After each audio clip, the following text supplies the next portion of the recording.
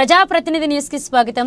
ఖమ్మం జిల్లా పెనుబల్లి మండలం లంకపల్లి గ్రామ సభలో అధికారులకు గ్రామస్తులకు మధ్య ఘర్షణ జరిగింది. గ్రామ సభ మధ్యలో బయటికి వెళ్లిపోయారు అధికారులు. గ్రామ సభ 4 పథకాలకు సంబంధించి దరఖాస్తులు పెట్టుకోవడం కోసం తెలంగాణ గవర్నమెంట్ అన్ని గ్రామాల్లో గ్రామ సభలు ఏర్పాటు చేయడం జరిగింది.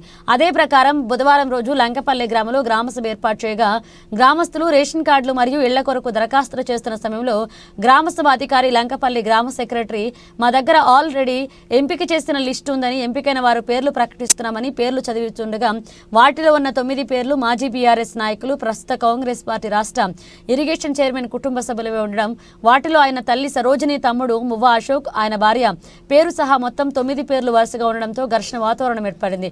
మొన్నటి వరకు బీఆర్ఎస్ పార్టీలో ఉండి ఇప్పుడు కాంగ్రెస్ పార్టీలోకి వచ్చిన వారికి పదవులు ఇవ్వడమే కాక ఇప్పుడు 4 పథకాలు కూడా వాళ్ళకే ఇస్తారా అని ఘర్షణకు దిగారు. గ్రామ ప్రజలు తమకు జరిగిన అన్యాయాన్ని ఎమ్మెల్యే దృష్టికి తీసుకువెళ్లి మీకు న్యాయం జరిగేలాగా చేస్తానని గ్రామ ఉప సర్పంచ్ మామిళ్ల సత్యనారాయణ హామీ ఇచ్చారు.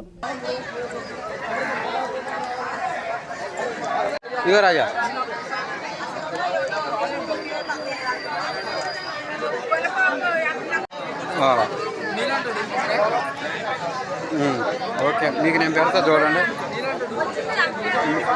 నేను మీకు నేను పెట్టేస్తా, మీకు చెప్తా. అలా అయిపోయి నడిపావా